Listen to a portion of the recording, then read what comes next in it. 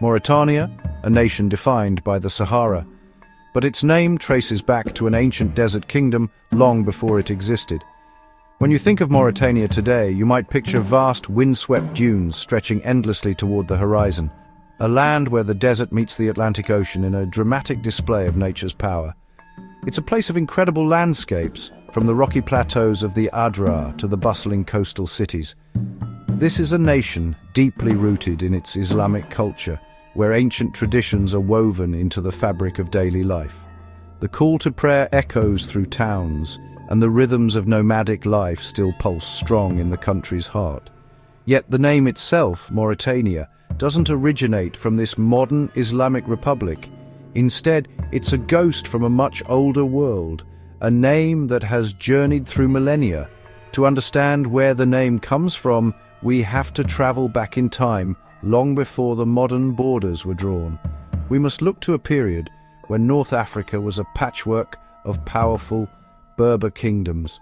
These were the lands on the very edge of the known world for the great empires of the Mediterranean. The story of Mauritania's name begins not within its current borders, but further north, in what is now modern-day Morocco and Algeria. This region was once home to a powerful Berber kingdom known to the ancient world as Mauritania. It was a place of skilled horsemen and resilient desert dwellers who controlled the trade routes connecting the Mediterranean with the mysterious lands south of the Sahara. The name itself was a label given by outsiders looking in, a way to describe the people and the land they inhabited. This ancient kingdom was a formidable presence in North Africa for centuries, a civilization that flourished long before the arrival of the Romans or the spread of Islam. Its people were renowned for their independence and their deep connection to the harsh but beautiful landscape. They were masters of survival, navigating the vast desert expanses and building communities that thrived in an environment others found inhospitable. The name Mauritania became synonymous with this westernmost part of the North African coast, a land of mystery and opportunity. It was a name that would endure, outlasting the kingdom that first bore it and eventually migrating south to find a new home in the nation we know today. The journey of this name is a story of empires, trade, and the enduring power of identity. The connection between the ancient kingdom and the modern nation is not one of direct lineage, but rather of historical echo and colonial imposition. The original Mauritania faded into history, but its name lingered in ancient texts and maps, a whisper of a bygone era. It was a name waiting to be rediscovered, a historical artifact ready to be repurposed. When European powers began carving up Africa in the 19th and 20th centuries, they often looked to the past for inspiration, seeking names that would lend a sense of historical legitimacy to their new colonial territories. And so, the name Mauritania was plucked from the annals of history and applied to a vast expanse of the Sahara, a land inhabited by people who were the cultural and spiritual descendants of the ancient Berber tribes, even if they lived far south of the original kingdom. The name of the ancient kingdom, Mauritania, is directly derived from the people who lived there, the Mauri. This was the name given by ancient Greeks and Romans to the Berber tribes inhabiting the region stretching from modern-day Algeria across Morocco to the Atlantic coast. The Mauri were a diverse group of people, not a single monolithic entity, but they shared a common Berber language and a culture adapted to the challenging North African environment. They were known for their exceptional equestrian skills, and their cavalry was both feared and respected by the great military powers of the time, including Carthage and Rome. These were the people who lived on the westernmost edge of the Mediterranean world, the inhabitants of the land where the sun set. The etymology of the word Mauri itself is a subject of historical debate, but one of the most widely accepted theories is that it originates from a Phoenician or Punic word meaning Westerners. For the seafaring civilizations of the Eastern Mediterranean, like the Phoenicians, this region was quite literally the far west. As they established trading posts along the North African coast, it made sense to name the local people based on their geographical location. This interpretation paints the Mauri as the people of the Western lands, a simple yet powerful descriptor. It highlights how much of ancient identity was shaped by geography and the perspective of neighboring cultures. The name wasn't something they necessarily called themselves, but it was the label that stuck in the historical record. Another compelling, though more contested interpretation suggests that the name Mauri comes from a Greek word, mauros, meaning dark or black. In the context of the ancient Mediterranean, where people's complexions varied widely, this term was likely used to describe the darker skin tones of the North African Berbers compared to the Greeks and Romans. It's important to view this through an ancient lens, not a modern one. It was a physical descriptor, not necessarily carrying the complex racial connotations it would acquire centuries later. This interpretation gave rise to the English word Moor, which over time became a broader, often imprecise term used by Europeans to describe various North African and Muslim populations, particularly during the Middle Ages and the period of Islamic rule in Spain.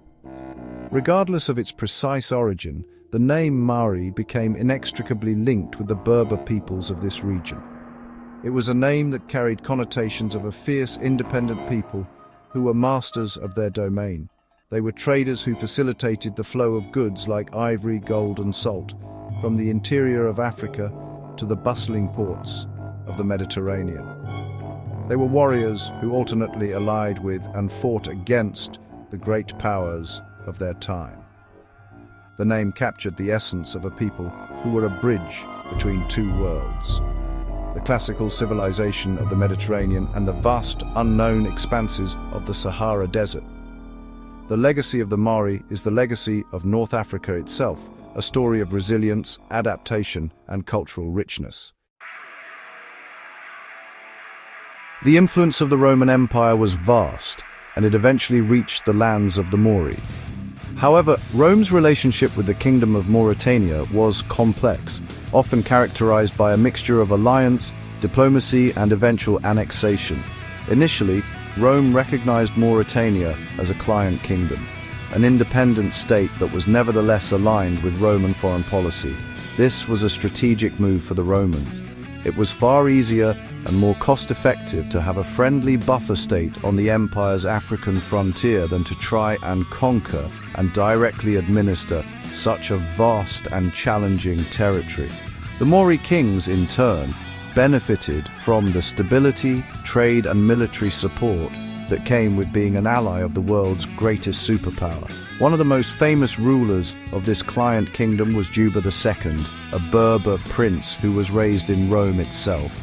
After his father was defeated by Julius Caesar, Juba was taken to Rome as a boy and educated alongside Emperor Augustus's own children.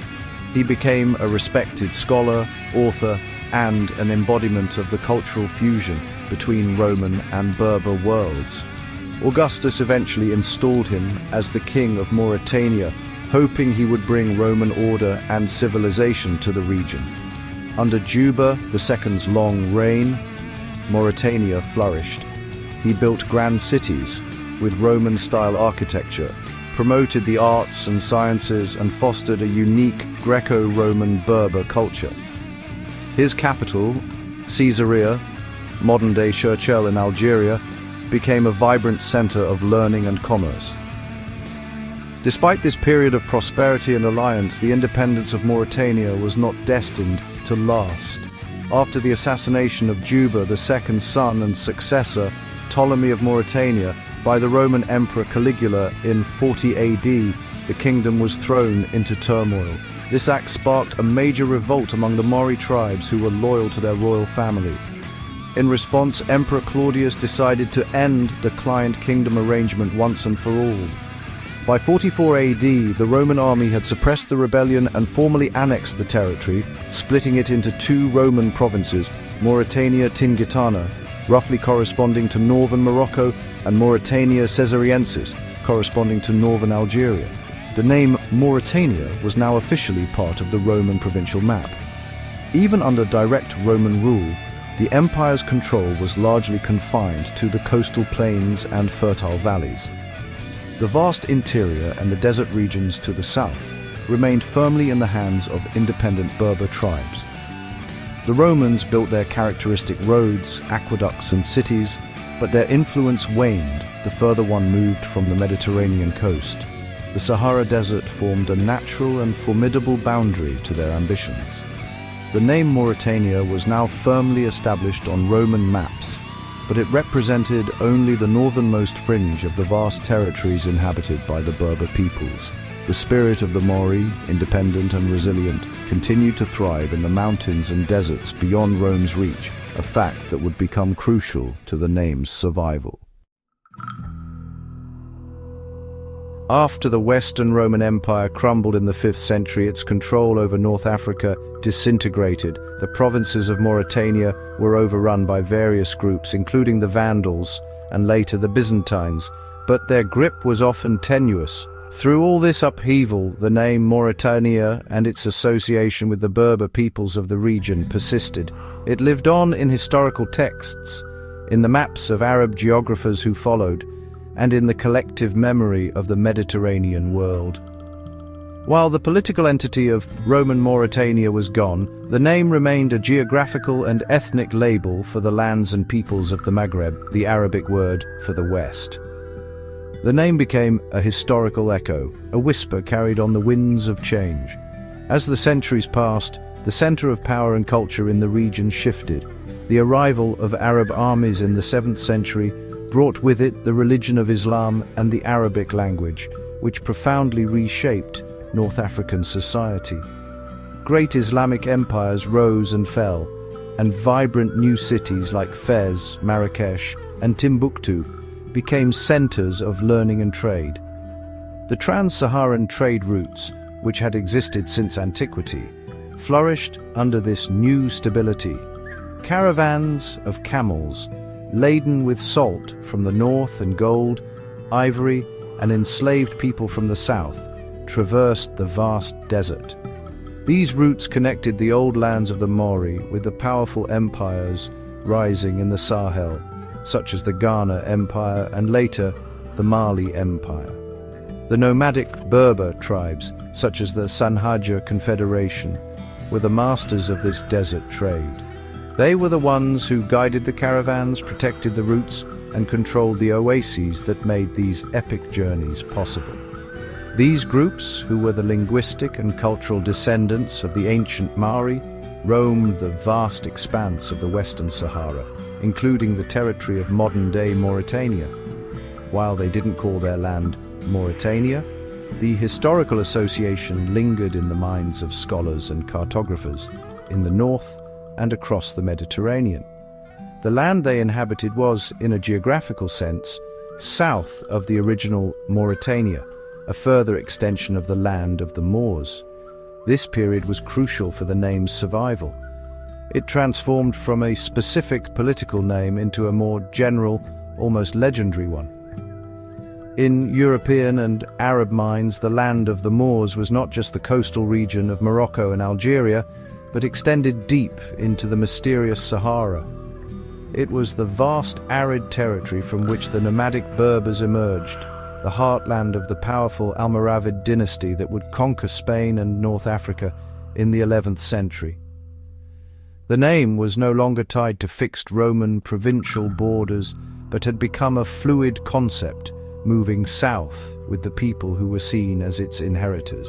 It was a name kept alive not by governments, but by the constant movement of people, goods, and ideas across the world's largest desert. The late 19th and early 20th centuries marked the scramble for Africa, a period when European powers raced to claim territory across the continent.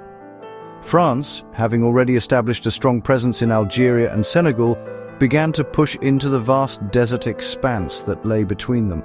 This territory, populated by a mosaic of nomadic Moorish tribes and smaller ethnic groups, had no central government. It was a land governed by tradition, tribal allegiances, and the rhythms of the desert.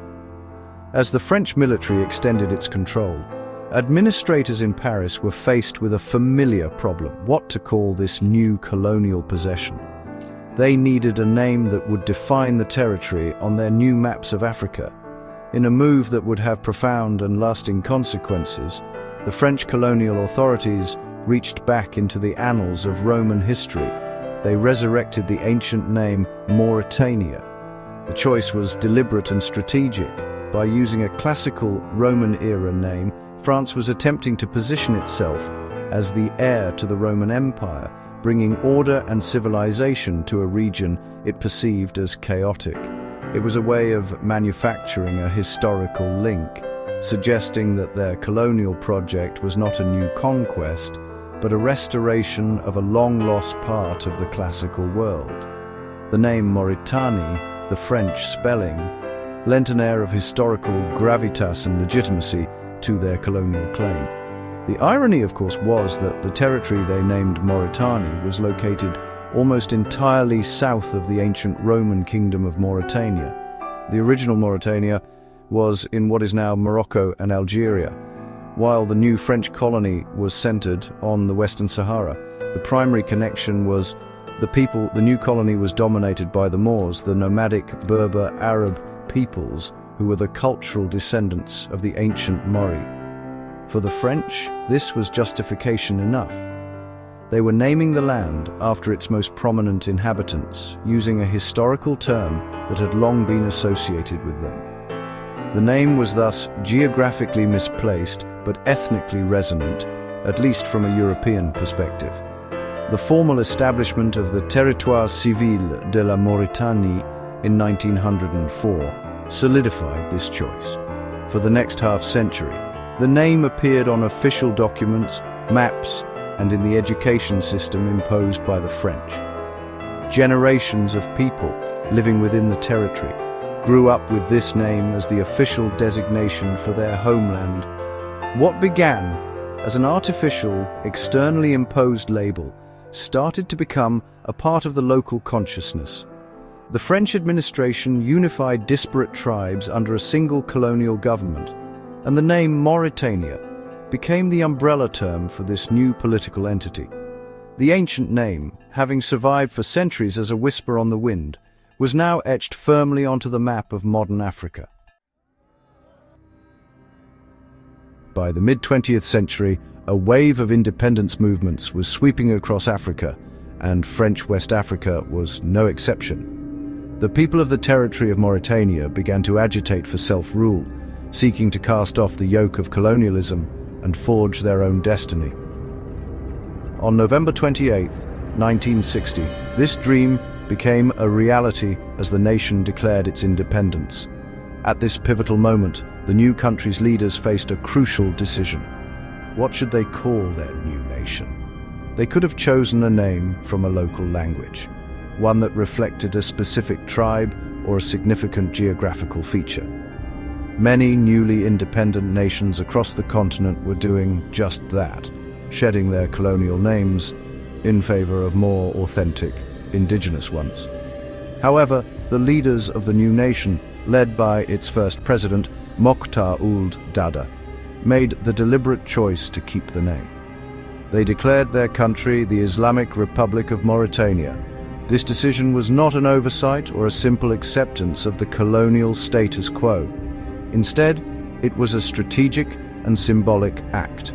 The name Mauritania, despite its colonial application, had come to represent the unity of the diverse peoples within the territory's borders. It was a name that transcended individual tribal identities of the various Moorish groups, the Toucouleur, the Soninka, the Wolof, and the Fula. Keeping the name was a way to signal a commitment to a unified national identity rather than a fragmented tribal one. Furthermore, by embracing the name, Mauritanians were reappropriating it, infusing it with new meaning. They looked beyond its recent colonial usage and connected with its deeper, ancient roots. The name linked their modern nation to the long and proud history of the Berber Moorish peoples of North and West Africa. It evoked a heritage of desert resilience, nomadic freedom, and the rich history of the trans-Saharan trade that had been the lifeblood of the region for centuries. It became a symbol not of French colonial rule, but of an enduring identity that predated the arrival of any European power. The name Mauritania was transformed from a colonial label into a banner of national pride and historical depth. This choice also reflected the nation's dual identity, looking both north to the Arab Berber world and south to sub-Saharan Africa. The name connected them to the broader history of the Moors across the Maghreb, while the Islamic Republic part of the title firmly asserted their religious and cultural values. In the years since independence, the name has become a powerful symbol of this unique national character. It represents a country that is a bridge between cultures, a nation defined by the immense Sahara, and a people who have inherited a legacy of survival and independence stretching back to the ancient Mauri. The decision to keep the name was a masterstroke of nation-building, turning a potential symbol of oppression into a source of strength. The modern identity of Mauritania is deeply intertwined with its name, but it is also embodied in its capital city, Nouakchott.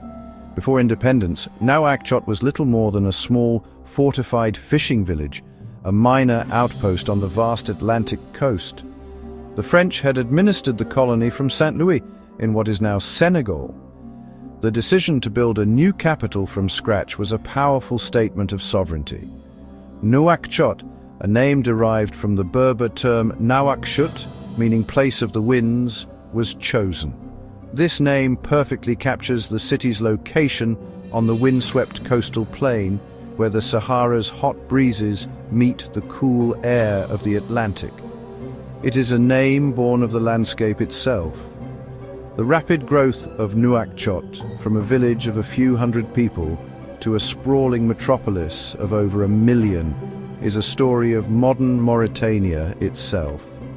It reflects the massive social changes the country has undergone, particularly the widespread settlement of its traditionally nomadic population, often driven by severe droughts in the 1970s and 1980s. The city is a microcosm of the nation, a melting pot where different ethnic groups and traditions converge.